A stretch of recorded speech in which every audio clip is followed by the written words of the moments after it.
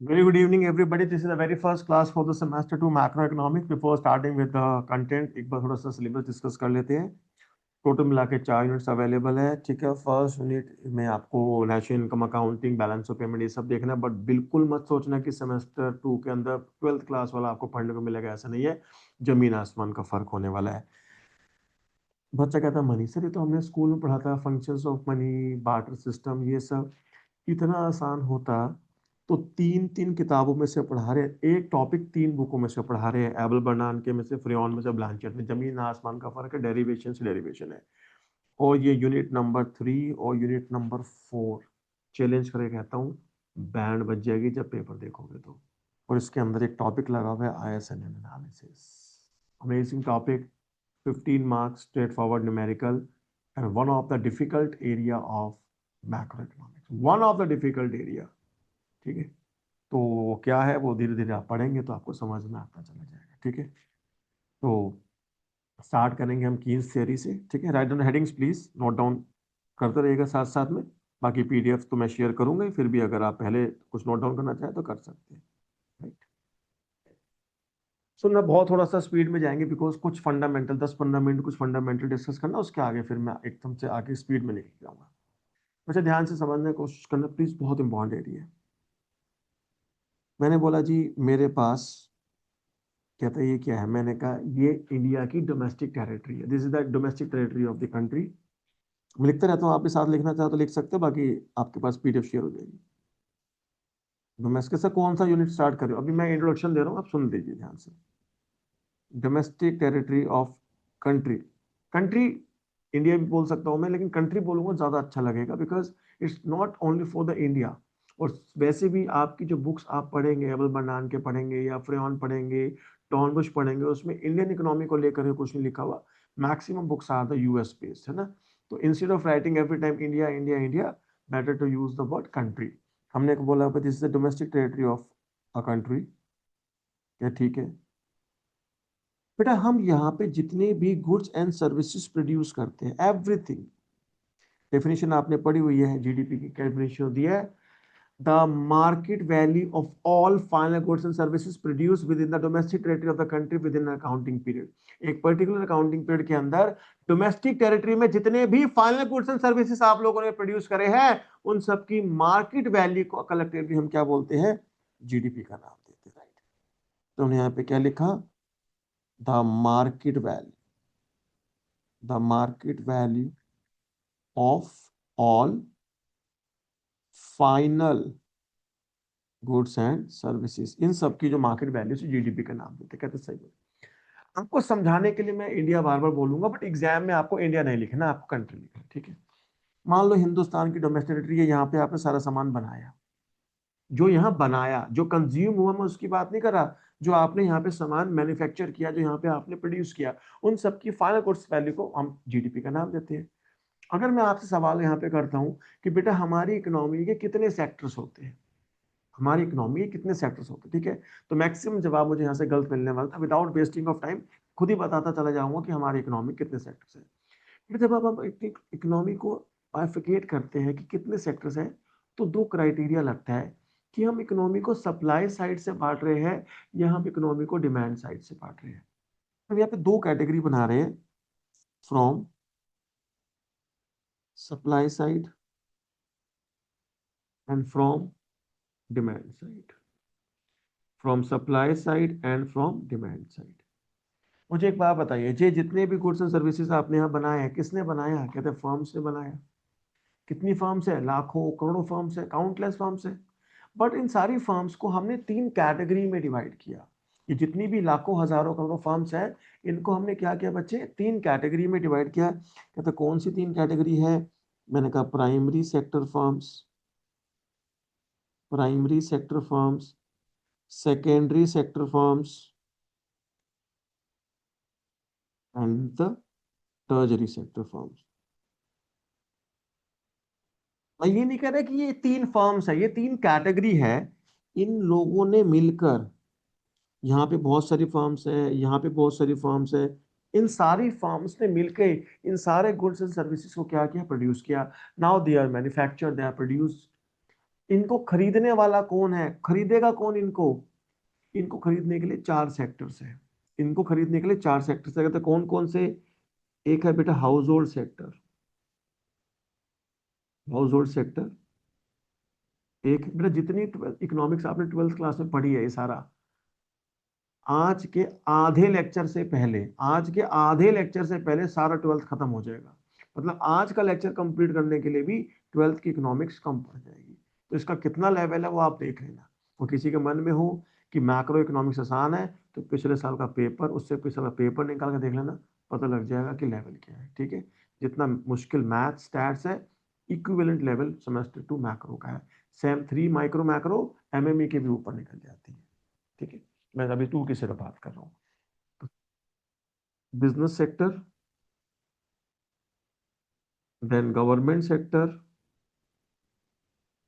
Last one is the foreign sector, और you can say the rest of the world.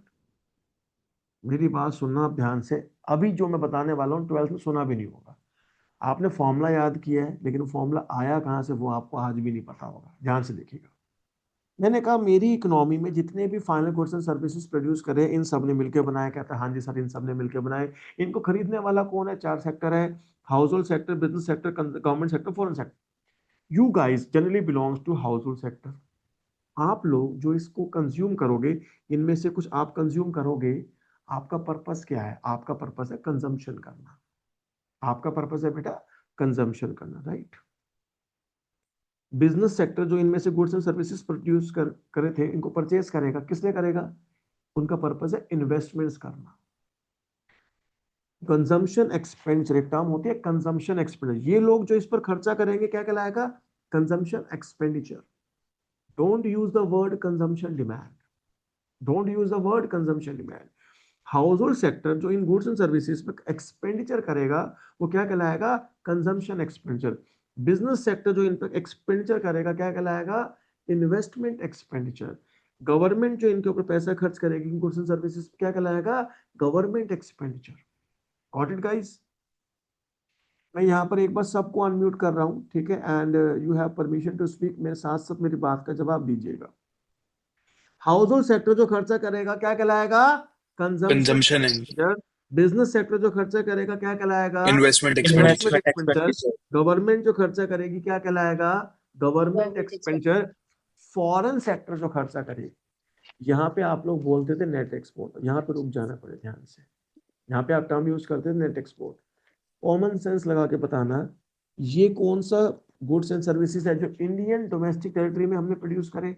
इसे कौन खरीद रहा है? फॉरेन सेक्टर खरीद रहा है। अगर फॉरेनर्स हमारी इंडिया में बने हुए सामान को खरीदेगा, वो हमारे लिए एक्सपोर्ट्स कहलाएगा या फिर वो नेट एक्सपोर्ट्स कहलाएगा? वो सिर्फ एक्सपोर्ट्स कहलाएगा, it is not net exports. ध्यान से सुनिएगा इस बात को। जो गुड्स हमने अपनी टेरिटरी में प्रोड्यूस करे हैं, उसको फॉरेन सेक्टर, अंग्रेज खरीद रहे हैं, यूके वाले, यूएस वाले, पाकिस्तानी, ये सब खरीद रहे हैं, वो हमारे लिए एक्सपोर्ट्स है। अब यहां पर बहुत ध्यान सुनिएगा। कंजम्पशन एक्सपेंडिचर को सी से रिप्रेजेंट करते हैं, इन्वेस्टमेंट एक्सपेंडिचर को आई से रिप्रेजेंट करते हैं, गवर्नमेंट एक्सपेंडिचर जी से रिप्रेजेंट करते हैं, और एक्सपोर्ट्स को एक्स से रिप्रेजेंट करते हैं। और जो यहाँ पे सबसे इंपॉर्टेंट ध्यान देने वाली बात है, बहुत ध्यान सुनिएगा प्लीज, मेरी बात को बहुत ध्यान सुनिएगा। Let us suppose I have this iPhone, ठीक है, एक आईफोन है मेरे पास। कहते हाँ जी, कहते सर क्या ये आप household sector, as a household sector आप इसे कंजम्पशन एक्सपेंडिचर करते हो? मैंने कहा हाँ, मैंने इसको खरीदा, मैंने इसके लिए 1 लाख, 1.5 लाख, 2 लाख रुपए खर्च करे। कहते ओके, मुझको एक बात बताइए, क्या ये कमोडिटी जिसकी मैं बात कर रहा हूँ, क्या ये हमारी टेरिटरी में मैन्युफैक्चर हुई थी? आंसर इज नो, ये हमारी टेरिटरी में बिल्कुल भी नहीं बनी। तो यानी कि ये कंजम्पशन एक्सपेंडिचर जो मैंने किया है, इसकी 2 कैटेगरी हो सकती है। This consumption expenditure can be categorise into 2 things. मैं वो सामान खरीदूं जो हिंदुस्तान की टेरिटरी में बना हो, या मैं वो सामान खरीदूं जो हिंदुस्तान की टेरिटरी से बाहर बना हो, मतलब अब्रॉड में कहीं मैन्युफैक्चर हुआ हो। तो यहाँ पे 2 वर्ड मैं लिख रहा हूँ, एक वर्ड लिख रहा हूँ सी डी, और एक वर्ड लिख रहा हूँ सी एफ। सीडी का मतलब क्या है? Consumption expenditure on domestic goods. CD का मतलब क्या है? Consumption expenditure on domestic goods. और सीएफ का मतलब क्या है? Consumption expenditure on foreign goods. Consumption expenditure on domestic goods का मतलब क्या है? अगर मैं ये वाला सारा सामान खरीदूंगा, इस पर मैंने को खर्चा किया, तो वो सी नहीं है, वो क्या है? वो सीडी है। तो क्या है बेटा? सीडी है, consumption expenditure on domestic goods. अगर मैं कोई ऐसा सामान खरीदूंगा जो हमारी टेरिटरी में नहीं बना, लेकिन हमने उसके ऊपर एक्सपेंडिचर किया है, तो क्या कहलाएगा? Consumption expenditure on foreign goods. Getting my point guys? यार मैंने सपोज करो मैंने एक राडो की वॉच परचेज करी।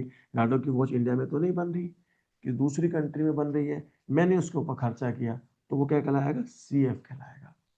और ये क्लासिफिकेशन अभी तक आपको नहीं पता थी। आप कहते थे whatever you are purchasing is all the domestic goods, ऐसा नहीं है। कंजम्पशन एक्सपेंडिचर के दो कंपोनेंट है, consumption expenditure on domestic goods and consumption expenditure on foreign goods. ये बात सबको समझ में आती है? से यस और नो? से यस और no? Yes sir. Yes sir. अच्छा जी, सवाल कर सकते हैं। सर जो गवर्नमेंट सेक्टर हम पे अभी हाँ, एक्सपेंडिचर कर रही है वो सब्सिडीज ही कहलाएगा? नहीं अभी आ रहा हूँ, गवर्नमेंट एक्सपेंडिचर पे अभी तो मैं हाउस होल्ड पे था, अभी आ रहा हूँ, वेट करिए step by step. Next we have business sector. Business sector क्या करता है? इन्वेस्टमेंट्स करते हैं। मान लीजिए आई एम बिजनेसमैन, मेरी को मैन्युफैक्चरिंग यूनिट लगा रखी है, मान लीजिए मैं इन ग्लासेस को मैन्युफैक्चर करता हूँ, ठीक है। इन ग्लासेस को मैन्युफैक्चर करने के लिए मेरे को बहुत सारे different different types of raw material चाहिए होते हैं, मशीनरीज चाहिए होती है, टेक्नोलॉजी चाहिए होती है। उनमें से कुछ सामान तो मैं इंडिया में बना हुआ खरीदता हूँ, कुछ सामान मैं बाहर से इंपोर्ट करता हूँ, पॉसिबिलिटी है। बिजनेस सेक्टर भी जो इन्वेस्टमेंट एक्सपेंडिचर करता है, या तो कुछ एक्सपेंडिचर कर रहा होगा उन गुड्स एंड सर्विसेज के ऊपर जो इंडिया में प्रोड्यूस करी गई है, या उसके ऊपर कर रहा होगा जो इंडिया में प्रोड्यूस नहीं करी गई। तो इसकी भी दो कैटेगरी होती है, आईडी और आई। आईडी का मतलब क्या होगा? Investment expenditure on domestically produce goods. And IDF का मतलब क्या होगा? Investment expenditure on foreign produce goods. ये बात सबको समझ में आती है जी? सिमिलरली गवर्नमेंट भी जो खर्चा करती है, या तो वो सामान खरीद रही होगी जो डोमेस्टिकली प्रोड्यूस हुआ होगा या फॉरेन में प्रोड्यूस हुआ होगा। तो हमने इसको भी क्रिएट कर दिया, जीडी प्लस जी। अब मेरी एक बात सुनना बहुत ध्यान से, इस जीडीपी को नॉर्मली हम वाई से, इनकम ऑफ द इकोनॉमी से रिप्रेजेंट करते हैं, ठीक है जी। जीडीपी ऑफ द इकोनॉमी को बेटा हम वाई से या इनकम से, वाई से रिप्रेजेंट करते हैं। एक बात सुनना ध्यान से, एक फॉरेन कंट्री है, ठीक है। मान लीजिए कोई दूसरी कंट्री में कोई गाड़ी मैन्युफैक्चर, आपको पता है बीएमडब्ल्यू एक जर्मन प्रोडक्ट है, ठीक है। वहां पर उस बीएमडब्ल्यू को प्रोड्यूस किया गया, मैंने उस गाड़ी को इंडिया में इंपोर्ट कर लिया। कहते क्या करोगे? मेरा ये सीएफ है, consumption expenditure on foreign produced goods, right. ये जो पैसा जनरेट हुआ है, ये जो इनकम जनरेट हुई है, क्या ये इंडिया की जीडीपी में काउंट करोगे या जर्मन की जीडीपी में, जर्मनी की जीडीपी में काउंट करोगे? बताइए, से समथिंग। सर जर्मन की जीडीपी में। जर्मनी की जीडीपी डेफिनेटली। भाई हमारी जीडीपी में वो सामान, वो इनकम काउंट होगी जो हमने इंडिया की टेरिटरी में प्रोड्यूस करके काउंट करा है। Getting my point? तो यहाँ पे मैं लिख सकता हूँ कि ये जो मेरी इनकम है, ये जो सामान बिका, ये सामान कहाँ गया? ये सामान गया, ये सामान गया सीडी में, ये सामान गया आईडी में, ये सामान गया जीडी में, ये सामान गया एक्सपोर्ट्स में। ये जो तीन कंपोनेंट आपको दिखाई दे रहे हैं, C F, I F, G F, ये मेरी डोमेस्टिक टेरिटरी में प्रोड्यूस जीडीपी का कंपोनेंट नहीं होते हैं। ये जो हम एक्सपेंडिचर, इंडियंस एक्सपेंडिचर कर रहे हैं, बट गुड्स तो अब्रॉड के थे, तो इनकम भी किसकी हो रही है? उस कंट्री की हो रही है जहां पर ये बने थे। ये हमारी टेरिटरी की जीडीपी में काउंट नहीं किया जाएगा। इतनी बात सबको समझ में आती है जी? तो यहाँ पर मैं एक इक्वेशन लिख रहा हूँ, ध्यान से देखिएगा। मैंने लिख दिया वाई। वाई का मतलब मेरी इनकम, मेरी कंट्री की इनकम। वो किसकी इक्वल है? वो इक्वल है C D plus I D plus GD plus exports. ये बात सबको समझ में आती है जी? तो मेरी इनकम में टोटल कंजम्पशन नहीं आती, मेरी इनकम में सिर्फ कंजम्पशन का वो हिस्सा आएगा जो मेरे मेरे से मेरा मतलब मेरी टेरिटरी, मेरी इकोनॉमी की टेरिटरी के जो गुड्स एंड सर्विस है उस पर जो एक्सपेंडिचर किया गया है, खाली वो ही हिस्सा आने वाला है। इसको मैं फर्दर ब्रेक कर रहा हूं, देखिए ध्यान से प्लीज। फर्दर मैं इसको ब्रेक कर रहा हूं। कहते सी डी क्या है, मैं सी डी की वैल्यू यहां से निकाल सकता हूं। कैसे कहते सी डी क्या है, कहते C D is equal to what, C minus C F. मैं इसको लिख सकता हूं ऐसे, C D is equal to what, C minus total consumption minus में सी एफ। तो मैं इसको इससे रिप्लेस कर देता हूं। मैंने कहा भाई इस सी डी को लिखेंगे हम C minus C F. Similarly I D को क्या लिखेंगे, I minus I F. G D को क्या लिखेंगे, जी माइनस जी एफ। और ये exports as it is. y is equal to, सारे पॉजिटिव एलिमेंट इकट्ठे कर लिए, c plus I plus G plus exports. और इन तीनों टर्म्स में से, ये जो तीन टर्म्स मैंने मार्क करी है, इनमें से मैंने माइनस कॉमन निकाल लिया। I have C F plus I F plus G F.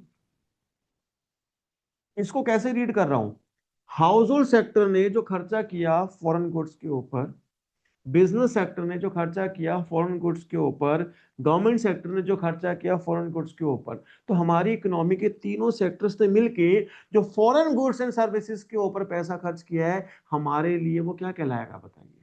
These are the total imports of the Indian economy. ये क्या कहलाएगा बेटा, टोटल इंपोर्ट्स कहलाएगा। Is this clear to everybody. ये जो तीनों चीज मिलके हमारी इकोनॉमी के क्या बन जाएंगे, इंपोर्ट्स। इंपोर्ट्स को कैपिटल एम से रिप्रेजेंट करते हैं। तो इक्वेशन बनी y is equal to C plus I plus G plus X minus M, and this exports minus imports is said to be the net exports. तो y is equal to C plus I plus G plus net exports. तो ये बादलों के बीच में जो लिखा हुआ है, ये बनी मेरे पास आइडेंटिटी। ये आइडेंटिटी आपको पहले से पता थी। ये आपसे पूछेंगे कि y is equal to C plus I plus G N X, लेकिन आपको ये नहीं पता कि इसके अंदर के कंपोनेंट्स क्या है। पर जिसको यहां तक की बात समझ में आ रही है, प्लीज गिव अ लाइक और एनीथिंग। मुझे पता लगे, एटलीस्ट गिव सम गेस्चर कि मुझे समझ में आया कि हाँ you guys are getting a point. Thank you. तो ये छोटी सी मैंने बात बताई। देखो मैं बस यहाँ पे आपको ये क्लैरिफाई करना चाह रहा हूँ, ये कन्विंस करना चाह रहा हूँ कि जो आपने स्कूल में पढ़ा, ये इक्वेशन आपने स्कूल में पढ़ी, लेकिन ये इक्वेशन आई कहां से वो आपको नहीं पता। आपसे नॉर्मली पूछते total consumption is a component of GDP, आप बोल देते हाँ total consumption is a component of GDP. लेकिन टोटल कंजम्पशन जीडीपी का हिस्सा नहीं है। कंजम्पशन का वो हिस्सा जो हमारे डोमेस्टिक गुड्स एंड सर्विसेज के ऊपर खर्च किया गया है, सिर्फ वही हमारे जीडीपी में आएगा। अदरवाइज टोटल कंजम्पशन कभी भी जीडीपी का हिस्सा नहीं। ये बात सबको समझ में आ रही है। चलिए जी, अब यहाँ पे देखना एक बार ध्यान से। बेटा हमारी इकोनॉमी के अंदर, हमारे मैक्रो इकोनॉमिक स्टडी में दो मेजर अप्रोचेस है। एक है कीन्स थ्योरी और एक है क्लासिकल थ्योरी। एक है कीन्स थ्योरी और एक है classical theory. I am requesting you guys please open a webcams. I am requesting you all please open a webcams please, जल्दी से। I am waiting. I am requesting you guys open a webcams, do it very fast. जब हम economy की GDP को measure करेंगे from this side, demand side, हमने कहा जी house hold कितना पैसा खर्च कर रहे हैं, बिजनेस सेक्टर कितना पैसा खर्च करे, गवर्नमेंट सेक्टर, ये सब अब हम चलेंगे डिमांड साइड से। तो वो जो अप्रोच होती है वो होती है कीन्स अप्रोच, और you can say Keynesian theory of measuring GDP. अगर आप कहोगे ये बताओ फर्म्स ने कितना आउटपुट प्रोड्यूस किया, कितना प्राइमरी सेक्टर ने बनाया, कैसे कैसे किया, इस साइड से चलोगे तो वो कहलाएगी क्लासिकल थे। हमारे सिलेबस में हमको क्लासिकल थियरी भी पढ़नी है, कीन्स थियरी भी पढ़नी है, दोनों हमारी इकोनॉमी का, हमारे सिलेबस का हिस्सा है।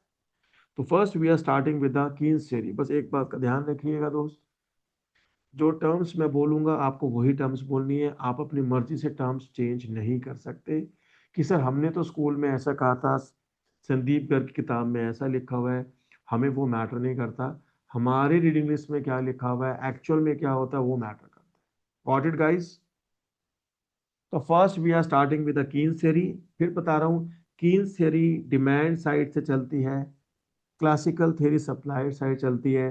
जब डिमांड की बात करेंगे तो यहाँ का जिक्र बिल्कुल भी नहीं करेंगे। जब क्लासिकल्स की बात करेंगे तो यहाँ का जिक्र बिल्कुल भी नहीं, एक टाइम पर एक थ्योरी का जिक्र किया है। ठीक है जी। तो we are starting with the Keynes theory. Ansh Kapoor ji, you can ask your query please. Sir जैसे कंजम्पशन एक्सपेंडिचर में आपने एग्जांपल दिए थे, तो सर जैसे बीएमडब्ल्यू वाला एग्जांपल था, तो सर उसमें सर्टेन कंपोनेंट्स जैसे हम हाँ, अगर इम्पोर्ट सर्टेन करते हैं। कंपोनेंट्स है तो जितने कंपोनेंट्स उसका इनबिल्ट इंडियन लगे होंगे तो वो पार्ट ऑब्वियसली कहाँ जाएगा, ओके सर, इंडियन। बाकी जो तो फिर असेंबली लाइन बाइफिकेशन हो जाएगी, बाइफिकेशन हो जाएगी। है। चलिए, before starting with any topic थोड़ा सा मैं आपसे डिस्कस करना चाह रहा हूँ। बच्चे बहुत ध्यान से देखिएगा please, it's a very important area. और जितना ज्यादा आप पार्टिसिपेट करेंगे उतना ज्यादा आप सीखेंगे। ठीक है। आप सब में, आप में से कोई ऐसा है जिसने स्कूल में 12th क्लास में 100 आउट ऑफ 100 मार्क्स स्कोर किया था इकोनॉमिक्स में? 12th में 100 out of 100 marks, anybody? Please raise है। 12th बोर्ड में? Bhavya Jha, very good. Bhavya ji, can you please open a webcam and talk to me please, if possible? Thank you Bhavya. College कौन सा भव्य है आपका? Sir SGTB Khalsa. Very good. मेरे junior हैं। I done my graduation from your college only. मतलब नहीं, आप मेरे कॉलेज से कर रहे हो, मैं क्यों करूंगा फिर कॉलेज से? मुझे एक बात बताइए, 12th क्लास में मैक्रो इकोनॉमिक्स आपने पढ़ी, 100 नंबर भी लेके आए। एक कर्व बनाते थे हम यहाँ पे 45 degree,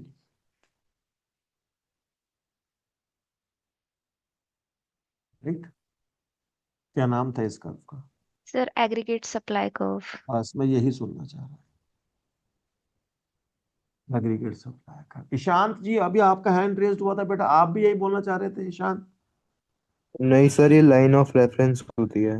my God, oh my God, oh my God, कहाँ पढ़ के आए ईशान जी? सर ये पढ़ा था खुद से, बाकी पता नहीं सही है नहीं गलत है, बट बिल्कुल पढ़ा ठीक था। जवाब है दोस्त आपका। स्कूल के बच्चे को इतना पता है तो कुछ तो बात है। सुनिए ध्यान से दोस्त, ये एग्रीगेट सप्लाई कर नहीं होता। कोई बच्चा बोलेगा सर ये ना इनकम लाइन होती है, किताबों में लिखा होता है। ये इनकम लाइन भी है। आज के बाद बिल्कुल मत कहना। अगर इसको आपने एग्रीगेट सप्लाई कर बोल दिया, पूरे सेमेस्टर 2 के लास्ट में थोड़ा सा इंट्रोडक्शन आएगा, सेम 3 में कम से कम नहीं तो 2.5-3 घंटे की डेरिवेशन लगी एग्रीगेट सप्लाई कर्व की। तो एस पढ़ने के लिए 3 घंटे लगते हैं, उसकी इक्वेशन डिराइव करने में, डायग्राम बनाने में। इसको एस बोलूंगा तो फिर वो क्या डैडी ऑफ एस? नहीं ना। तो ये एक्चुअल में एस नहीं कहता। फिर ये कौन सा कर्व है, हमें क्यों ऐसा बताया गया? क्यों बताया गया वो मैं नहीं बता सकता, लेकिन ये कर्व कौन सा वो जरूर मैं एक्सप्लेन करूंगा आपको। बड़े ध्यान से सुनिएगा बेटा। This is a 45 degree line. जब भी आप इकोनॉमिक्स में कोई कर्व बनाएंगे, कोई डायग्राम बनाएंगे बेटा, वी विल कंसीडर 2 वेरिएबल्स। हम 2 वेरिएबल्स की बात करते हैं। आपको समझाने के लिए मैंने फॉर एग्जांपल यहाँ पे Y stand for the income, यहाँ पे कंजम्पशन है। ठीक है। मैंने ऐसे रैंडमली, आप कुछ भी ले सकते हैं, एनी 2 वेरिएबल्स। मैं इसको यहाँ से हटा रहा हूँ बिकॉज ये कर्व है। मैंने कहा ये बताओ जी, इस लाइन की स्लोप कितनी है? आप बोलोगे जी इस लाइन की जो स्लोप है वो 1 है। सबको पता 1045 डिग्री स्लोप इज 1। कहता ओके। ये लाइन ओरिजिन से स्टार्ट हो रही है। कहता हाँ, यदि यहाँ पे 0 0। मैंने कहा क्या स्लोप का मतलब क्या होता है? मैंने कहा स्लोप का मतलब होता है, एग्जैक्ट मीनिंग है मैथमेटिक्स के हिसाब से, change in dependent variable due to change in the independent variable. मेरे यहाँ पे एक तरीके से change in consumption DY by DX के फॉर्म में due to change in income. मैं ऐसे डीवाई डी सी अपॉन में डी वाई भी लिख सकता हूँ, या डेल्टा सी अपॉन में delta Y, according to my convenience. जैसे मेरे को जरूरत होगा मैं उसके अकॉर्डिंग इसे यूज कर लूंगा। ठीक है जी। ये इसकी स्लोप है और इसकी वैल्यू 1 है। तो इसका मतलब अकॉर्ड ऑन दिस लाइन अगर हम इसे फॉलो करेंगे तो चेंज इन कंजम्पशन और चेंज इन इनकम बराबर होंगे। कहते बिल्कुल ठीक है। इन दोनों की जो शुरुआत हुई है वो यहाँ से हुई है, दोनों ही 0 0 है। अगर इनकम कहती है मैं 100 से इंक्रीज होंगी, तो कंजम्पशन बोले कि भाई मैं भी 100 से ही चेंज होगी, बिकॉज हमारा चेंज क्या आएगा, बराबर आएगा। तो ये पॉइंट क्या हो जाएगा, 100 100 हो जाएगा। इनकम बोलती नहीं जी मैं तो 200 से चेंज होंगी, तो कंजम्पशन बोलेगा भाई मैं भी 200 से ही चेंज होंगी, कहते क्यों, हमारा चेंज बराबर बराबर आएगा, तो ये पॉइंट क्या हो जाएगा, 200,200 हो जाएगा बेटा। तो इस लाइन के ऊपर चाहे वो 100,100 हो, चाहे 150 ईच हो, चाहे 200 ईच हो, ये बात श्योर है अलोंग दिस लाइन इनकम और कंजम्पशन हमेशा बराबर रहेगी। तो इसका नाम रखा हमने y इज इक्वल टू सी। इसका नाम रखा हमने y इज इक्वल टू सी। लेकिन ना तो ये इनकम कर्व है ना ही ये कंजम्पशन कर्व है। It is a line of equality. It is a line of equality जो हमें क्या बताती है कि दोनों एक्सिस पे दिए हुए वेरिएबल्स जो है इस लाइन पे क्या होते हैं, बराबर होते हैं। It is a line of equality जो क्या इंडिकेट करती है, दोनों एक्सिस पे दिए हुए वेरिएबल्स यहाँ पर इक्वल है। अगर मैं वेरिएबल्स चेंज कर दूं, मान लीजिए मैंने कहा नहीं, मैं क्या करूंगा, इस 45 डिग्री लाइन को तो बनाऊंगा, it is a 45 degree line, but I will consider income here and investments here, तो this line will be I is equals to Y. आप कहोगे नहीं जी मैं गवर्नमेंट एक्सपेंडिचर दिखाऊंगा, it will be Y is equal to G. आप यहाँ पे कंजम्पशन दिखाओगे तो it will become consumption is equals to investments. इस लाइन की, इस कर्व की अपनी कोई आइडेंटिटी नहीं होती है।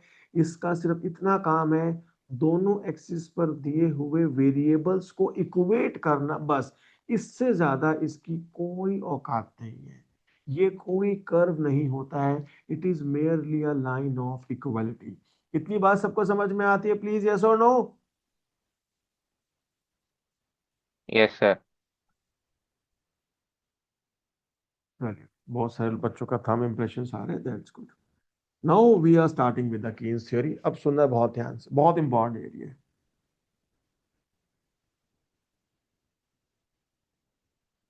कीनेसियन मॉडल या कीनेसियन थ्योरी, कीनेसियन अप्रोच, कुछ भी आप कह सकते हैं। बेटा कीन्स चलता है कहां से, look at the screen. Keynes चलता है कहां से, डिमांड साइड से। डिमांड साइड में कितने सेक्टर्स हमारे पास लगे, 4 सेक्टर्स। कौन कौन से 4 सेक्टर बताना है एक बार जरा। HS मतलब house hold sector, business sector, government sector and foreign sector, right. Short में लिख दिया मैंने। बेटा कैमरास प्लीज ओपन रखेंगे सब लोग, मेरे लिए क्लास लेना रिलेटिवली इजी रहेगा। I am requesting you all, please everybody please open a webcams for 10 second. चलो अच्छा 10 सेकंड सबको ओपन करना है जल्दी से, everybody. Janvi, Yashi, Ishant, Darsh, Praful, Hema, everybody for 5 second, 10 seconds. चलिए जी, very good very good very good. चलिए फिर सब लोग कैमरास ओपन करेंगे आप, everyone do it very fast please. देखो इसका मतलब ये है कि कैमरे तो तुम्हारे वर्किंग है सब, तो इसको अपना ओपन रहने दीजिए, ठीक है। Thank you, please keep it open.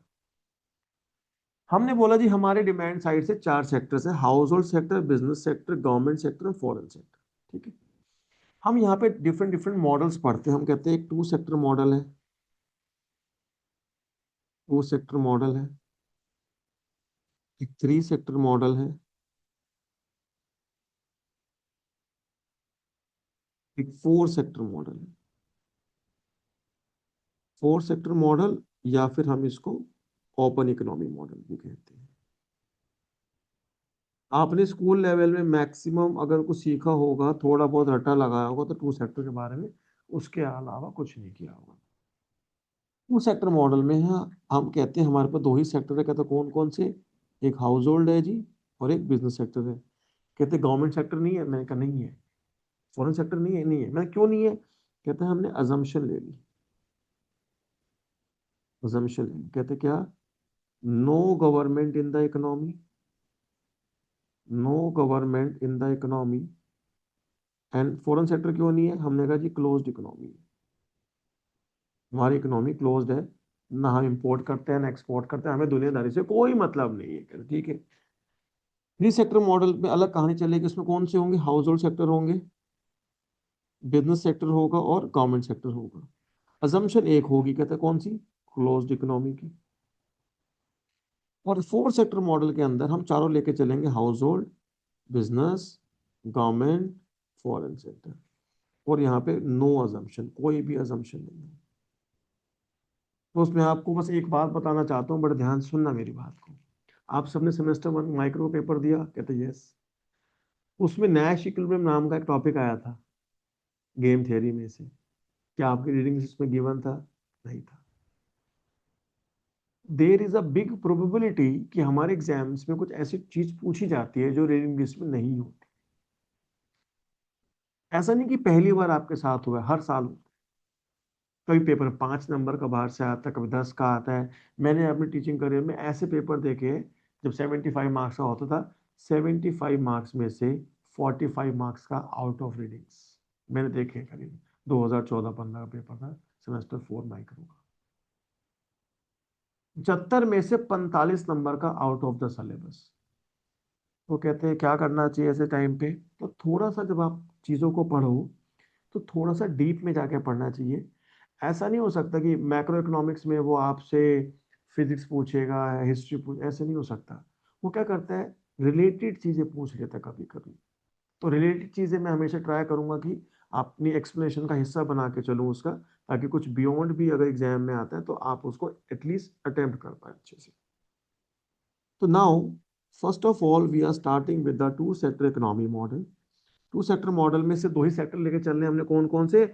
House hold sector and business sector. और 2 अजम्पशन कैरी करके चलेंगे, हमारी इकोनॉमी में कोई गवर्नमेंट नहीं होती और क्लोज्ड इकोनॉमी होती है। बड़ा मजा आने वाला है क्लास खत्म होने में, देखते रहना, नज़ारे बिल्कुल बदल जाएंगे। मैक्रो इकोनॉमिक्स को लेकर के जो लोग सोचते हैं ना कि थ्योरी है, कि ये थ्योरी है, चैलेंज करता हूँ, गिन के अगर 25-30 क्लास में नॉन स्टॉप लूँ, एक पैसे की थ्योरी नहीं आएगी। एक इतनी सी थ्योरी नहीं है, pure numericals, pure diagram, everything pure मिलेगा आपको समझने के लिए। There is no theory at all. देखो जी, ध्यान से मैं यहाँ पे टू सेक्टर मॉडल का जिक्र करता हूँ। टू सेक्टर, पहला सेक्टर कौन सा हुआ जी? Business sector. बिजनेस सेक्टर जो एक्सपेंडिचर करता है वो क्या कहलाता है जी? Consumption expenditure. सिंबल्स को बड़े ध्यान से देखना है बच्चे, सिंबल्स बहुत ज्यादा इंपॉर्टेंट रोल प्ले करेंगे।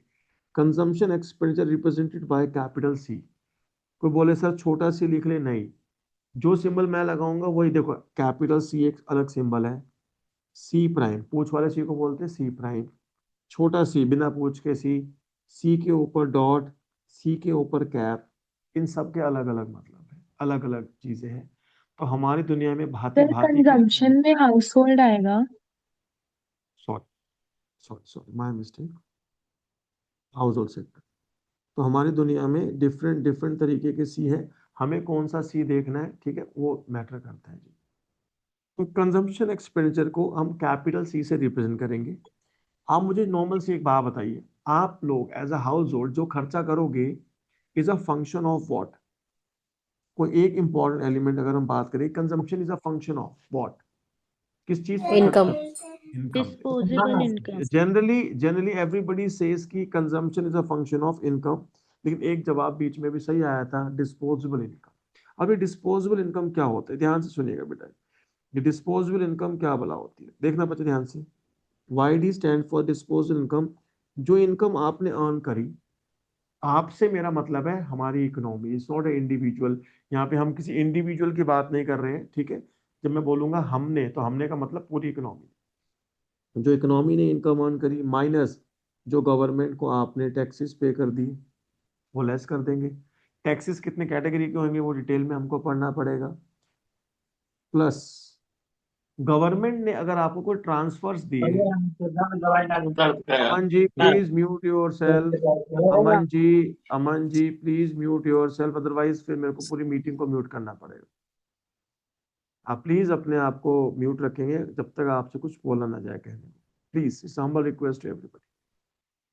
तो डिस्पोजेबल इनकम क्या होती है? जो टोटल इनकम इकोनॉमी की है, उसमें से पहले हम क्या करेंगे जी, गवर्नमेंट एक्सपेंडिचर को, सॉरी, जो गवर्नमेंट को हमने टैक्सेस पे करे उसको लेस कर देंगे। भाई मान लीजिए एक इंडिविजुअल की बात, उसको इकोनॉमी पे अप्लाई कर रहे हैं, मैंने कमाए 100 रुपए, सरकार कहती है 20 रुपये मुझे दे, तो मेरे पास तो 80 रुपये बचे ना खर्च करने को, तो मेरी परचेजिंग पावर तो 80 के अकॉर्डिंग आएगी। बदले में गवर्नमेंट ने मुझे कोई ओल्ड एज पेंशन दे दी, मुझे कोई scholarship they the, in hand कुछ कैश पैसा दिया है, उसको हम बोलते हैं ट्रांसफर्स। मैं बिल्कुल भी सब्सिडीज की बात नहीं कर रहा हूँ, मैं ट्रांसफर्स की बात कर रहा हूँ। सब्सिडीज और ट्रांसफर का एक बड़ा डिफरेंस है, अभी थोड़ी देर में एक्सप्लेन करेंगे उसको। तो इनकम में से टैक्सेस को माइनस किया, ट्रांसफर्स को प्लस किया, तो जो पैसा हमारे पास इन हैंड बच जाएगा खर्च करने के लिए, डिस्पोज ऑफ करने के लिए, उसको हम डिस्पोजेबल इनकम बोलते हैं। Consumption is a function of disposable income. Consumption is a function of disposable income. But ध्यान से सुनिएगा, in two sector model,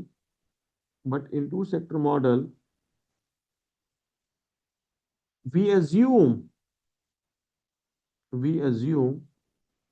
that no government in the economy. हमारी इकोनॉमी में गवर्नमेंट ही नहीं है। जब सरकार ही नहीं है तो हम टैक्सेस किसको दे और हमको ट्रांसफर कौन देगा? ना कोई टैक्सेस लेने वाला है, ना कोई ट्रांसफर देने वाला है। समझ में आती है कहानी? तो टू सेक्टर मॉडल के अंदर as we assume that no government body is there in the economy, तो amount of taxes and transfer zero हो जाएगा। इन दैट सिनेरियो इनकम और डिस्पोजेबल इनकम क्या हो जाएगी? कोइंसाइड हो जाएगी। इनकम और डिस्पोजेबल इनकम क्या हो जाएगी बेटा? कोइंसाइड हो जाएगी। इसीलिए सिर्फ टू सेक्टर मॉडल में मैं लिख सकता हूं consumption is a function of income. लेकिन जब थ्री सेक्टर में जाऊंगा या फोर सेक्टर में जाऊंगा, वहां पे मत लिखिएगा। वहां पे क्या लिखेंगे? Consumption is a function of disposable income. ये बात सबको याद रहने वाली है जी। तो consumption is a function of income in two sector, and 3-4 में क्या लिखेंगे? Consumption is a function of disposable. यहां भी डिस्पोजेबल आना चाहिए, लेकिन गवर्नमेंट ना होने की वजह से दोनों की वैल्यू जीरो हो गई है, और हमारी इनकम और डिस्पोजेबल इनकम कोइंसाइड होकर ये हमको इक्वेशन प्रोवाइड करते। कहते हैं ठीक है। Now listen to me very very very very carefully, please look at the screens. Consumption के दो कंपोनेंट होते हैं, एक होती है ऑटोनॉमस कंजम्पशन और एक होती है इंड्यूस्ड कंजम्पशन। ऑटोनॉमस का एक नाम और भी होता है एक्सोजीनियस कंजम्पशन, और इंड्यूस का एक और नाम होता है एंडोजीनियस।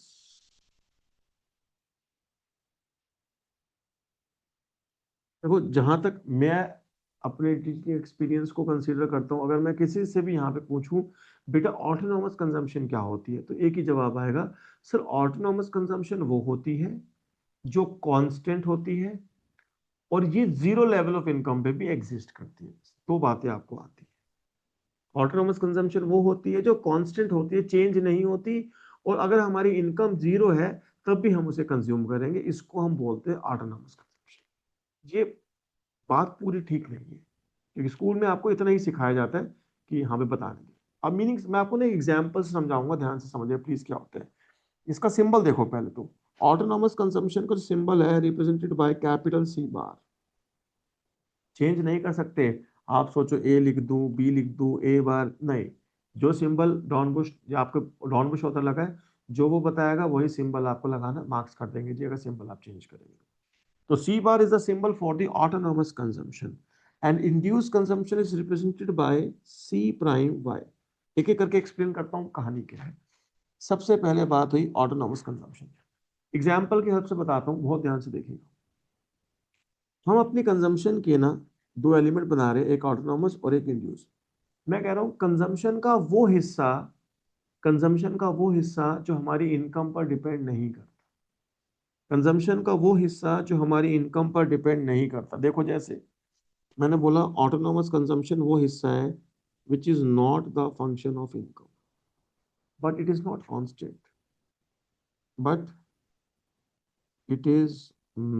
कांस्टेंट, ये कांस्टेंट नहीं है। ऑटोनॉमस कंजम्पशन में इंक्रीज और decrease due two factors other than income. Income के अलावा किसी और वजह से ये कम ज्यादा हो सकता है। इनकम के अलावा किसी और वजह से ये change, it is not constant. हमारा कंजम्पशन बढ़ भी सकती है, हमारी कंजम्पशन कम भी हो सकती है, लेकिन उसके पीछे वजह इनकम नहीं होगी, वजह कुछ और होगी। एग्जाम्पल समझना प्लीज, बहुत ध्यान से एग्जाम्पल समझिएगा। 2018 एक साल था, 2019 एक साल था, 2020 एक साल था। मान लीजिए हम केशव कपूर जी की बात करते हैं, केशव कपूर जी हमारे यहाँ पे एक वीडियो ऑन करके बैठे हुए, मैंने कहा एक इंडिविजुअल की बात करते हैं, ठीक है, फिर उसके बाद हम थोड़ा सा उसको मैक्रो लेवल पे ले जाएंगे। मैंने केशव जी से पूछा, मैं कहा केशव जी 2018 में आपकी मतलब फैमिली इनकम कितनी थी? क्या सर 1 करोड़। मैं 2019 में कहता 1 करोड़, मैं 2020 में कहता 1 करोड़। मैं कहा भाई ये तो कोविड वाला ईयर था, 2020 में तो कोविड था, पैसों में कोई फर्क नहीं पड़ा। कहता है नहीं। मैं क्यों? कहता mom dad both are the government employees, हमारी इनकम पे कोई फर्क नहीं पड़ा। मैं कहता बहुत बड़ी चीज़ है यार, आपको सरकारी नौकरी लेनी चाहिए क्या? ठीक है। मैं कंजम्पशन कितनी करते थे? क्या 2018 में कंजम्पशन कितनी थी? क्या सर हमने यहाँ पे 60 लैक्स खर्च करे, 40 लाख बचा लिए, जो हमारा लाइफ स्टाइल है। मैं 60 लाख रुपए खर्च कर दिए। कैसे हम बहुत घूमते फिरते हैं, हर हफ्ते रेस्टोरेंट में खाना खाने जाते हैं 5 स्टार में, 2 यूरोप के टूर्स लगाते हैं साल, अगर आपका लाइफ स्टाइल है। मैं 2019 में कहते सर यहाँ पर हमने 60 लाख खर्च करे। मैं 2020 में कहते यहाँ पे सर हमने सिर्फ 10 लाख खर्च करे। मैं क्यों? कि सर मैंने कहा भाई तुम्हें पैसे तो पूरे मिले, 1 करोड़ खर्च क्यों नहीं किया? कहते खर्च कैसे करे? हमने कहा यूरोप जाना है, वो कहते फ्लाइट बंद है। हमने कहा रेस्टोरेंट खाना खाने जाना है, वो कहता कोविड है रेस्टोरेंट बंद है। मम्मी पार्लर पे खर्च नहीं कर सकती कि तैयार होके नहीं जाना, कॉस्मेटिक का खर्चा 0 हो गया। तो आदमी खर्च करे तो खर्च कहाँ करे? खर्च करने जगह ही नहीं हमारे पास कोई। My question to you guys is, ये जो इनकी कंजम्पशन पैटर्न में चेंज आया है वो ड्यू टू इनकम आया है? कहते नहीं, ड्यू टू इनकम नहीं आया, किसी और वजह से आया। वजह थी Covid. Getting my point guys? तो ये जो कंजम्पशन में चेंज आया है इनकम की वजह से नहीं आया, ये अदर फैक्टर की वजह से आया है। तो ये कौन से कंपोनेंट का चेंज हुआ है? ये ऑटोनोमस कंपोनेंट बदला। हाँ, ये कहते जी हम प्राइवेट पर्सन है, प्राइवेट जॉब वाले, हमारे पास पैसे ही नहीं है, हमारी इनकम ही 20 लाख रुपए हो गई, इसलिए हमने खर्चा अब 10 लाख रुपए किया है। ऐसा कुछ होता अगर आपकी कंजम्पशन बदल रही है। क्यों बदल रही है? कहते इनकम की वजह से बदल रही है। तो इनकम की वजह से कुछ बदलेगा तो वो इंड्यूस कंजम्पशन का हिस्सा है। इनकम के ऊपर नहीं चेंज हुआ, किसी और वजह से चेंज हुआ, तो वो हमारे पास ऑटोनोमस कंजम्पशन का हिस्सा हुआ। ऑटोनोमस कंजम्पशन क्या होती है? ऑटोनोमस कंजम्पशन वो है जो हमारी इनकम पे डिपेंड नहीं करती, लेकिन ये कांस्टेंट नहीं है, ये बढ़ भी सकती है, ये कम भी हो सकती है किसी भी वजह से, बट इनकम के अलावा किसी भी वजह से कम ज्यादा हो सकती है। ठीक है जी, ये कांस्टेंट नहीं है, बस इस बात का ध्यान रखिएगा, मैं अंडरलाइन कर रहा हूँ, हाईलाइट कर रहा हूँ, इट इज नॉट कांस्टेंट। ये कांस्टेंट नहीं है, ये ऑटोनोमस है। पर इंड्यूस्ड कंजम्पशन क्या होती है? ये सी प्राइम आप जानते होंगे, what is the C prime? C prime is MPC, marginal propensity to consume. Marginal propensity to consume. Basically, C prime क्या होता है? Change in consumption due to change in income, or you can say delta C upon delta Y. कि मेरी income इतने से बढ़ेगी तो मैं कंजम्पशन कितने से बढ़ाऊंगा।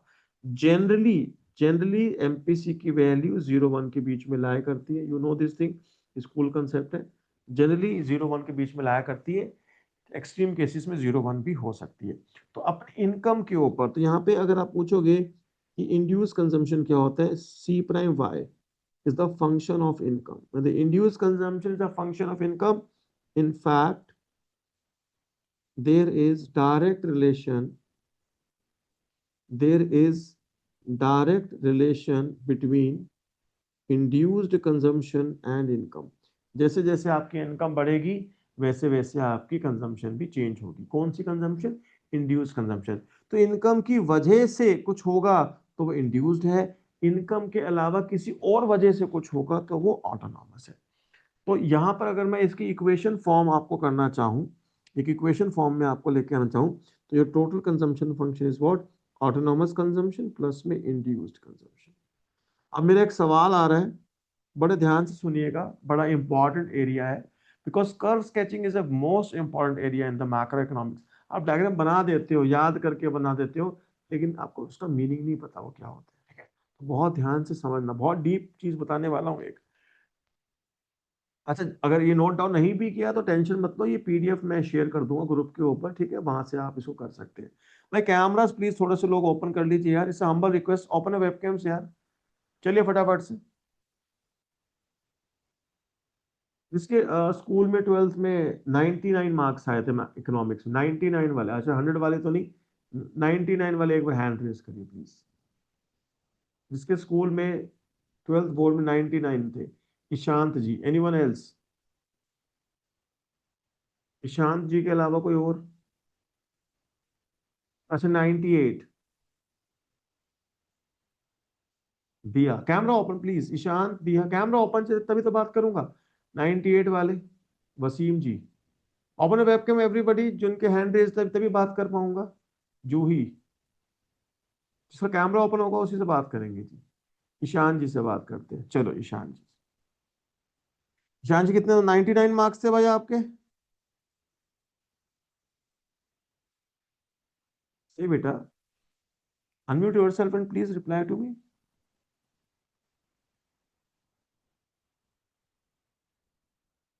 अनम्यूट योरसेल्फ एंड से बेटा, यू हैव परमिशन नहीं है अनम्यूट करने की? ओ सॉरी, अब है। यस। चलो जी, देखो जी, हमने यहाँ पे इनकम लिखा, यहाँ पे हमने कंजम्पशन लिखा, राइट? सब लोग सुनना बहुत ध्यान से, बोलेंगे सिर्फ ईशांत सुनेंगे सब। स्कूल की मैम का बेटा, अगर हमारी इनकम जीरो भी है तो भी हम कुछ कंज्यूम करेंगे। हाँ जी मैम, कितना करेंगे? बेटा देखो, अगर जीरो है तो your consumption will be equal to the autonomous consumption. तो कंजम्पशन फंक्शन कभी भी ओरिजिन से स्टार्ट नहीं होगा, consumption function will start from the level of autonomous consumption. बिल्कुल ठीक कह रहे हो मैडम। बेटा जैसे जैसे फिर मेरी इनकम बढ़ेगी वैसे वैसे मेरी कंजम्पशन भी बढ़ेगी। हाँ जी मैम, तो फंक्शन अपवर्ड स्लोपिंग होगा डाउनवर्ड स्लोपिंग होगा? मैडम अपवर्ड स्लोपिंग होगा। तो चलो जी, हमने एक अपवर्ड स्लोपिंग फंक्शन ड्रॉ कर दिया।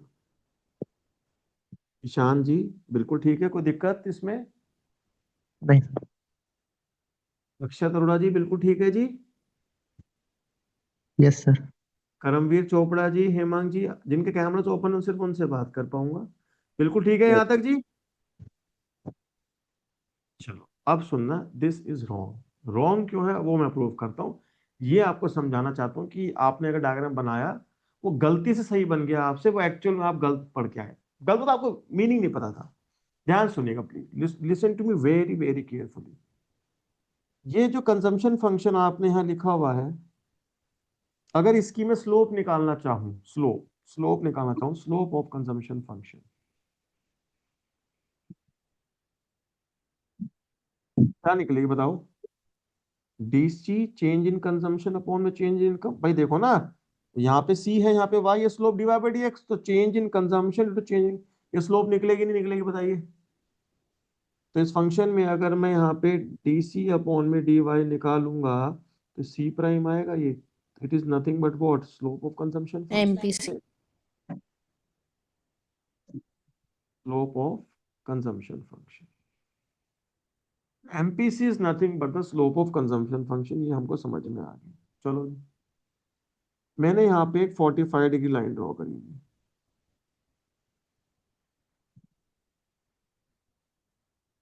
This is y is equal to c. Ishan साहब इसकी स्लोप कितनी है बताना? वन। सर 1। और इसकी स्लोप कितनी है? सी प्राइम, राइट? Yes sir. ये बताओ, रेड लाइन या ब्लू लाइन में से स्टीपर कौन है? Red line. Red line steeper, जितना स्टीपर उतनी ज्यादा स्लोप, सब जानते हैं। तो यानी कि रेड लाइन की स्लोप ज्यादा हुई ब्लू लाइन से। ब्लू लाइन की स्लोप 1 है तो इसकी स्लोप 1 से ज्यादा हुई। तो तुम तो ये कहना चाहते हो कि एमपीसी इज ग्रेटर देन 1, जो पॉसिबल ही नहीं है। MPC lies between 0 and 1, maximum value 1। आप समझे मैं आपको क्या समझाना चाहता हूँ? आपने अनजाने में कंजम्पशन फंक्शन ड्रॉ करते थे अपवर्ड स्लोपिंग, पर वो देखते नहीं कि इससे फ्लैट आ रहा है, इससे स्टीप आ रहा है, आप ऊपर ले जाओ कहीं तो जाएगा साला, कहीं तो जाएगा कहीं। तुम्हें कॉन्सेप्ट ही नहीं पता इस बात का कि वो इससे स्टीपर नहीं हो सकता। इससे स्टीपर हुआ तो कॉन्सेप्चुअली गलत हो जाएगा। भाई इसकी स्लोप 1 है, तुमने कंजम्पशन फंक्शन इससे ज्यादा स्टीपर ड्रॉ कर दिया तो उसकी स्लोप 1 से बड़ी आ गई। उसकी स्लोप होती है एमपीसी, एमपीसी 1 से बड़ा हो नहीं सकता, तो कंजम्पशन फंक्शन इसे स्टीपर बना कैसे? आप लोगों ने रट्टा मार के बस इसको इंटरसेक्ट करवा देते थे, लेकिन रीजन नहीं पता था कि क्यों करा रहे हैं। That's why it is wrong. सबको समझ में आती है बेटा मैं क्या कंसेप्ट यहाँ पे एक्सप्लेन करने की कोशिश कर रहा हूं कि never draw consumption function which will be steeper than this 45 degree line. बहुत बच्चे मेरे से एक सवाल पूछते, सर जब ये एग्रीगेट सप्लाई कर्व नहीं है, ये इनकम कर्व नहीं है, तो उसको ड्रॉ क्यों करते हैं? इसे ड्रॉ करने की जरूरत क्या है, इसका नीड क्या है? इसीलिए जरूरत है कि whenever you will draw the consumption function, that consumption function must be flatter than this 45 degree. ये रेफरेंस देता है कि हमारा कंजम्पशन फंक्शन की स्लोप 1 से छोटी है, इसलिए वो इसके फ्लैटर आ रहा है, इसलिए इसको ड्रॉ किया जाता है। समझ में आ रही है बात सबको?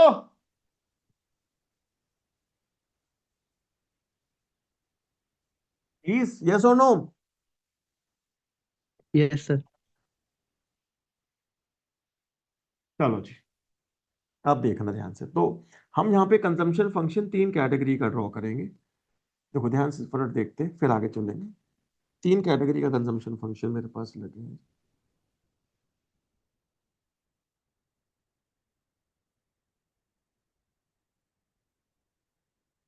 इन 45 डिग्री की हमारी y is equal to c।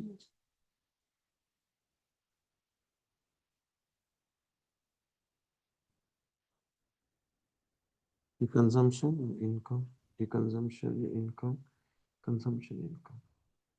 हम बोलते हैं if MPC lies between 0 and 1, if MPC is exactly 0, if MPC is exactly 1।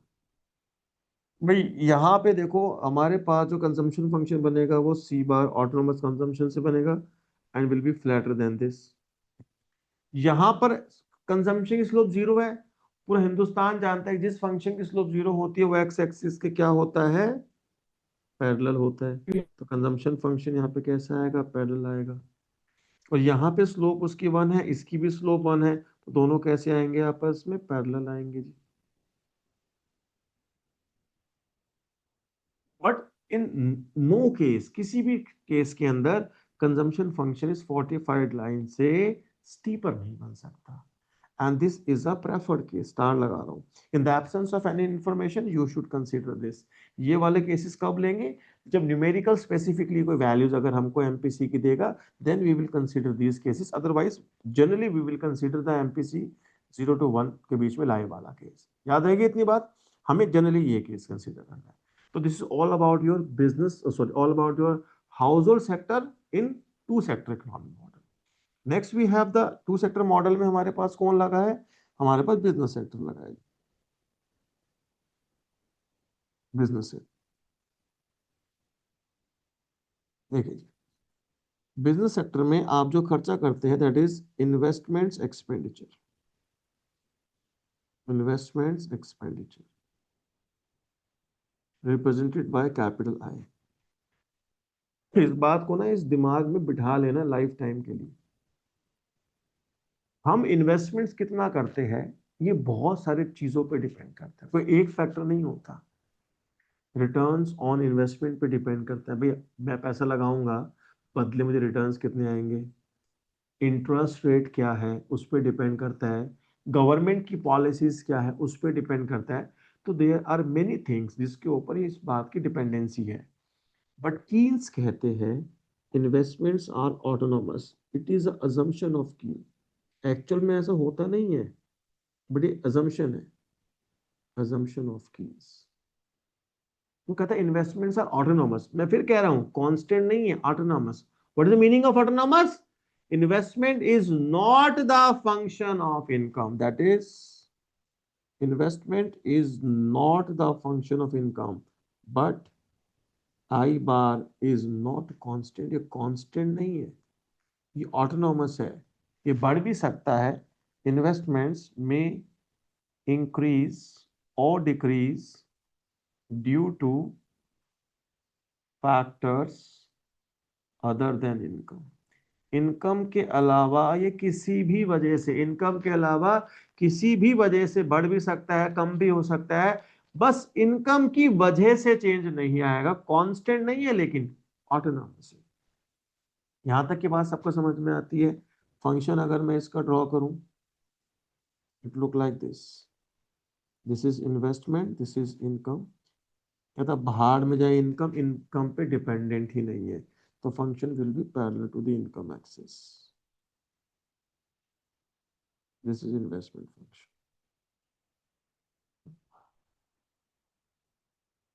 अब एक चीज सुन लो ना ध्यान से, वरना एग्जाम में मार्क्स मिलेंगे 0। हमने 2 सेक्टर की बात करी। सब लोग कैमरा ओपन करेंगे, बस 10 मिनट रहेगी क्लास के अंदर, just 10 minutes more. Open a webcam everybody, just last 10 minutes है। Open a webcam everybody please, it's humble request. Everybody please open a webcam for last 10 minutes. House can hold you sector जो खर्चा कहलाएगा वो कहलाएगा consumption expenditure. Household sector जो खर्चा करेगा वो कहलाएगा कंजम्पशन एक्सपेंडिचर। बिजनेस सेक्टर जो खर्चा करेगा वो कहलाएगा इन्वेस्टमेंट एक्सपेंडिचर। तो टोटल मिला के क्या हुआ? Aggregate expenditure. क्या हुआ बेटा? Aggregate expenditure. Aggregate expenditure AE is consumption plus investment. किसी ने इसको एग्रीगेट डिमांड बोला तो गड़बड़ हो जाएगी। कहता हम तो पूरी बार भी इसको AD बोल के आए थे, हमने तो थियरी क्वेश्चन भी याद किया था। एग्रीगेट डिमांड के कितने component? 4 component, consumption, investment, government expenditure, net export. कहते हमें तो 6 नंबर मिले थे इसको याद करके। क्वेश्चन याद किया था हमने तो कंपोनेंट्स ऑफ एग्रीगेट डिमांड, और 2 सेक्टर मॉडल में consumption plus investment equals to AD। गलत, बिल्कुल गलत हो जाएगा। एग्रीगेट डिमांड की तो इक्वेशन ही बहुत गंदी है। अगर AD की इक्वेशन लिखूंगा ना, एग्रीगेट डिमांड रिलेशन अगर मैं लिखना स्टार्ट किया, इक्वेशन आती है y is equals to gamma into में A bar plus B upon H into में गामा इंटू में रियल मनी सप्लाई। ये इक्वेशन है where gamma is equals to alpha G upon में 1 plus B upon H into में K into में alpha G, and alpha G is equals to 1 upon 1 minus C prime into में 1 minus tax rate. तो ये क्या बवाल लिख दिया? इस तुम्हें सीखने का है भाई, तुम्हारा सिलेबस है सारा ये। तो अगर मैं इसको AD लिख दूंगा तो इसका क्या नाम दूंगा? Daddy of AD? नहीं, ये AD है। तो समय लगेगा सीखने में। क्योंकि सर आपने तो कुछ भी लिख दिया, हमें क्या पता है, आप तो कुछ भी लिख दोगे, हमें तो आता नहीं ये इक्वेशन ठीक है गलत है।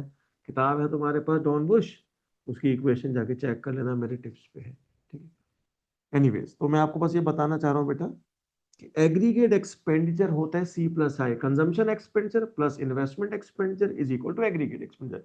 पर डिमांड वर्ड यूज मत करना, बिकॉज डिमांड का वर्ड तब यूज किया जाता है जब प्राइस इन्वॉल्व होता है। इतना तो पढ़ा है ना आपने, बिना प्राइस के कभी डिमांड वर्ड बोल सकते हैं क्या? नहीं बोल सकते ना। तो इसलिए जब प्राइस इन्वॉल्व करेंगे तब बात करेंगे हम AD की। तो अभी हमने AD का कोई जिक्र नहीं करना। तो अभी मैं दोबारा स्लाइड लिख रहा हूँ यहाँ पे, और लिखी हुई है स्लाइड, देखो मैंने डिलीट ही नहीं करी। कभी जब फ्यूचर में आपको सिखाऊंगा तब आप चेक करना, यही इक्वेशन आएगी। तो aggregate expenditure is what? Consumption expenditure plus investment expenditure. Consumption expenditure था मेरे पास C बार प्लस में पूछ वाला C stand for C prime Y, and investment expenditure is I bar. तो ये हो गया मेरा C bar plus I bar. Autonomous को एक जगह किया, C प्राइम वाई यहाँ पे लिखा। अगर मैं यहाँ पे एग्रीगेट एक्सपेंडिचर फंक्शन ड्रॉ करना चाहता हूँ तो ध्यान से देखना बच्चे, कहानी क्या आएगी। मैंने यहाँ लिखा AE और यहाँ लिखा मैंने इनकम, ये 45 डिग्री लाइन। ये फालतू में बनानी, हमेशा बनानी। कहते क्यों? दिखेगा भी, नाम आएगा y is equal to AE। भाई 45 डिग्री लाइन का मतलब ही क्या है? दोनों में दिए हुए वेरिएबल्स को सिंपली क्या करना है? इक्वेट करना है। मुझे एक बात बताना ध्यान से, ये 2 ऑटोनॉमस है ना। जैसे इंटीग्रेशन आप पढ़ते हैं, सारे कांस्टेंट्स को मिला के हम C लिख देते थे, या कोई कोई K लिख देता है। तो ऐसे ही हमारे यहाँ पे इकोनॉमिक्स में सारे ऑटोनॉमस को मिला के A बार लिखा जाता है बेटा, where A bar is what? C bar plus I। Autonomous को मिला के क्या बोलते हैं बेटा? A बार बोलते हैं। जितने भी ऑटोनॉमस, अभी 2 है 3 सेक्टर मॉडल में जाएंगे 5 ऑटोनॉमस हो जाएंगे, और 4 सेक्टर जाएंगे और कॉम्पोनेंट ऑटोनॉमस का बढ़ते जाएंगे। If income is zero then aggregate expense start from A bar से स्टार्ट होगा। और A बार क्या है? C bar plus I bar. इसकी स्लोप बताएगा कोई मुझे? स्लोप क्या आ रही है? Change in aggregate expenditure due to change in income, कितना आएगा सी प्राइम। तो ये क्या है, this is nothing but the slope of a, aggregate expenditure function slope है, तो कंजम्पशन फंक्शन की स्लोप भी सी प्राइम है, एग्रीगेट एक्सपेंडिचर फंक्शन की स्लोप भी सी प्राइम है। तो इसलिए सी प्राइम की वैल्यू 1 से कम होती है जनरली, इसलिए इसको भी हम फ्लैटर रखेंगे, यही फंक्शन है। अगर इसी में मुझे कंजम्पशन फंक्शन ड्रॉ करना पड़ता, start from C bar and parallel to this, why it is parallel, why consumption in A are parallel, because दोनों की स्लोप क्या है, आपस में बराबर है, और इनके वर्टिकल गैप, जो वर्टिकल इनका इंटरसेप्ट है उसमें किस गैप होता है, आई बार का गैप होता है। ये बात सबको समझ में आती है जी? हाँ जी, यहां तक कि सबको समझ में आती है कहानी? आगे देखिए, मैंने कहा जी इक्विलिब्रियम कंडीशन,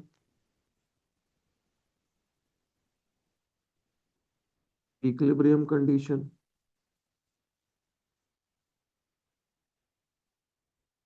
मैंने अभी तक एग्रीगेट सप्लाई का नाम नहीं लिया, तो आप पूछो भैया इक्विलिब्रियम कंडीशन क्या होती है, बच्चे तो कहते हैं aggregate demand equal to aggregate supply.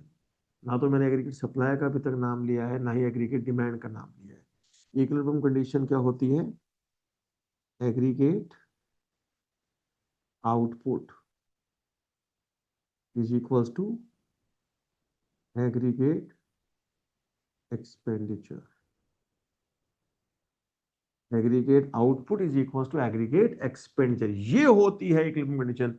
ना तो ये एग्रीगेट सप्लाई है जी, और ना ही ये एग्रीगेट डिमांड है, इस बात का ध्यान रखना। एग्रीगेट आउटपुट जितना मेरी इकोनॉमी में बना वो, और जितना हमने पैसा खर्च किया वो दोनों आपस में बराबर होने चाहिए। ना ये सप्लाई है ना ही ये डिमांड है, बिल्कुल मत लिखिएगा दोस्त, गलत हो जाएगा 100%। और aggregate output is represented by Y, जो मेरे देश की जीडीपी है, और ये तो आप पढ़ के आए हैं ए, तो वाई इज इक्वल टू, इसकी इक्वेशन अभी लिखी थी आपने, ए बार प्लस में सी प्राइम वाई, लिखी थी ना, ये देखो ये इक्वेशन थी, ए बार प्लस में सी प्राइम वाई। तो यहाँ से अगर मैं वाई को हमने कॉमन निकाला, we are left with 1 minus c prime, ठीक है, ये इधर आ गया, is equals to A bar. तो इक्विलिब्रियम इक्वेशन क्या है, equilibrium level of income Y E, मतलब इक्विलिब्रियम इनकम मेरे पास क्या है, 1/1 माइनस सी प्राइम इंटू में A bar, where A bar has two component, which one, c bar plus में। तो ये बाद लोग बीच में मेरे पास क्या गिवन है जी, इक्विलिब्रियम लेवल ऑफ इनकम, बाद में बीच में क्या गिवन है मेरे पास, इक्विलिब्रियम लेवल ऑफ इनकम। और इसको डायग्राम पे अगर मैं रिप्रेजेंट करना चाहूँ तो बड़े ध्यान से देखिएगा, बहुत इंपॉर्टेंट एरिया है, ध्यान से देखिएगा प्लीज।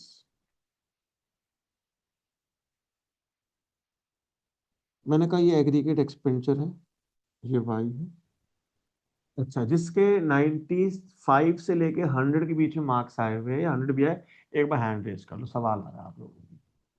95 से 100 बीच में जिसके इकोनॉमिक्स में मार्क्स है 12th में, एक बार हैंड रेज करिए please, I need to ask a question. ये line I y is equal to A, मैंने एग्रीगेट एक्सपेंडिचर फंक्शन ड्रॉ करा, ए बार से शुरू होना है ये,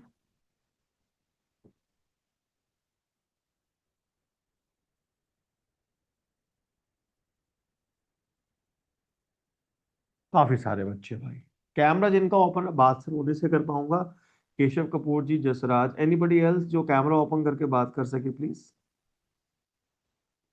देखो जी, आपने बचपन में जो गलती करी वो सुन लो ध्यान से, क्या करी, रिपीटेशन इज नॉट अलाउड। आप इसको लिखते थे कि ये एग्रीगेट सप्लाई है, इसको लिखते थे ये एग्रीगेट डिमांड है, और इक्विलिब्रियम कंडीशन लिखते थे aggregate supply is equal to aggregate demand, इनको इक्वेट किया, इक्विलिब्रियम आया, कहानी खत्म। ये आप आज तक करते आए थे, से यस और नो, बोले बेटा। Yes sir. यस जो सर। नंबर आपके आए हैं ये इसी गलत फहमी की वजह से आए हैं, आपने ए जबरदस्ती एस बोल दिया, एडी बोल दिया, ऐसा होता ही नहीं है, ये कहानी ही नहीं है, ठीक है जी। आपकी नॉलेज के लिए बता दूं, aggregate demand curve upward sloping ही नहीं होता, फंक्शन डाउनवर्ड स्लोपिंग होता है, अपवर्ड स्लोप फंक्शन ही नहीं है। एनीवेज, उस डायग्राम के अंदर सब लोग बताएंगे सोच के। केशव साहब पहले सवाल आपसे, जसराज सेकंड नंबर पे आपसे। केशव जी आप बताओ, इस डायग्राम में कितने कर्व्स गिवन है, एक हाँ जी, एक है सर। एक कर्व कौन सा? ए ए। बस यही पूछना था, सही जवाब। इसमें दूसरा कर्व ही नहीं है। आप कहते थे with the intersection of these two curves we got the equilibrium. Intersection के दो कर्व तो चाहिए, इसमें कर्व ही सिर्फ एक है। ये कर्व नहीं है, it is a line of reference, it is just line of reference. तो हम इसमें क्या बोलते हैं, देखना ध्यान से। कहते what is the equilibrium condition, आप बताओ what is the equilibrium condition. ये जो लिखा है ये खुद ही इक्विलिब्रियम कंडीशन है ना। Aggregate output equals to aggregate expenditure, ये इक्विलिब्रियम कंडीशन है या नहीं है बताइए। कहता हाँ है। जब ये कंडीशन मीट होगी तभी तो इक्विलिब्रियम आएगा। जब ये कंडीशन मीट होगी बेटा तभी तो इक्विलिब्रियम आएगा। कहता हाँ। मैं कहता हूं ये जो लाइन है ये कंडीशन इनफाइनाइट टाइम्स मीट है। जितने पॉइंट्स मैंने मार्क करे हर जगह y is equal to A meet है ना, बट इनफाइनाइट इक्विलिब्रियम तो नहीं है। तो ये तो तरीका नहीं है। तो हमारे पास जो कर्व गिवन है ए, इकलौता कर्व उसके पास गए। मैंने कहा ए हेलो ए हाउ आर यू। मैं कहा एट दिस पॉइंट क्या ये कंडीशन मीट होती है? कहता नो। क्या इस पॉइंट पे ए पॉइंट पे क्या y इक्वल टू ए बराबर है? कहता नहीं। बी पॉइंट बराबर है? कहता नहीं। सी पॉइंट बराबर है? कहता नहीं। मैं डी पॉइंट बराबर है? कहता नहीं। उनका क्या ई पॉइंट पे बराबर है? कहता हाँ। This point E meets the equilibrium condition of y is equal to a. That's why it is the equilibrium, and the equilibrium level of income is y. It is not the intersection of two curves. In the explanation, never write two curves intersect हुए हैं। दूसरों का curve ही नहीं था। हमें क्या लिखना है? हमें लिखना है when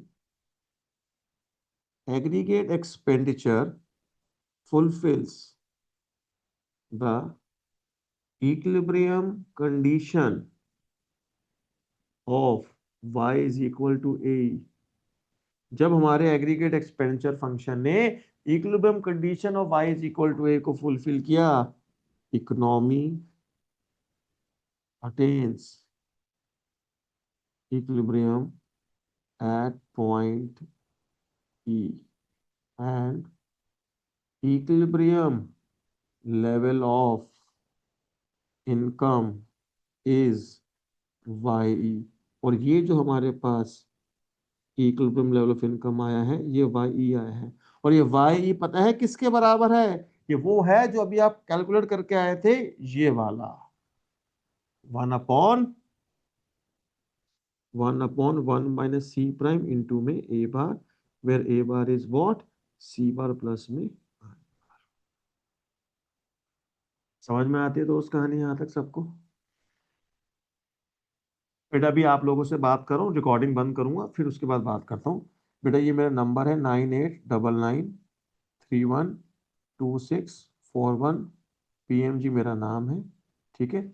जिस अभी काफ़ी सारे बच्चों ने रजिस्ट्रेशन कराया हुआ है, काफ़ियों ने नहीं भी कराया हुआ है। तो 2 ट्रायल क्लास मैंने रखी हुई है, एक आज की क्लास और एक परसों की है, 6 तारीख वाली है और एक परसों 8 तारीख वाली है, ठीक है। जिस लिंक से आपने आज ज्वाइन किया है the same link will be for the next class, ठीक है। तो परसों हमारी मुलाकात होगी, ठीक है, 8 जनवरी को 8 बजे होगी और इसके कॉन्टिन्यूशन में हम आगे पढ़ेंगे, ठीक है। एक बार मीटिंग रोक रहा हूँ फिर आप लोगों से बात करता हूँ।